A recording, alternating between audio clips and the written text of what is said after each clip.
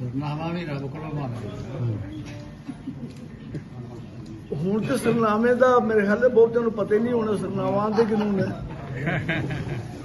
ਹੋਵੇ ਤੇ ਕਿ ਦਿਲ ਟੁੱਟੇ ਨਾ ਕੋੜੇ ਜਵਾਬ ਕੋਲੋਂ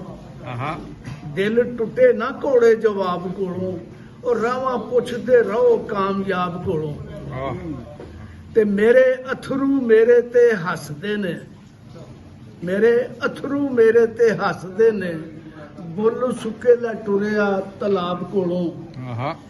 ਤੇ ਉਹਨੂੰ ਪਤਾ ਹੈ ਆਪਣੀ ਕੀਤੀਆਂ ਦਾ ਉਹਨੂੰ ਪਤਾ ਹੈ ਆਪਣੀ ਕੀਤੀਆਂ ਦਾ ਉਹ ਜਾਣ ਜਾਂਦੀ ਹੈ ਜਿਹਦੀ ਹਿਸਾਬ ਕੋਲੋਂ ਤੇ ਅੱਜ ਹੋਇਆ ਹਨੇਰਾ ਘਰ ਵਿੱਚ ਡਾਢਾ ਅੱਜ ਹੋਇਆ ਹਨੇਰਾ ਘਰ ਵਿੱਚ ਡਾਢਾ ਚੱਲਾ ਨੂਰ ਮੰਗਣ ਮਾਹਤਾਬ ਕੋਲੋਂ ਤੇ ਕੀ ਜਾਂਦਾ ਸੀ ਸੋਹਣੀ ਜੇ ਪਾਰ ਲੱਗਦੀ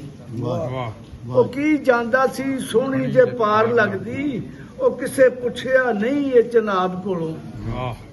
ਤੇ ਅਸੀਂ ਸੱਚ ਦੀ ਰਾਹ ਵਿੱਚ ਮਰਨੇ ਆ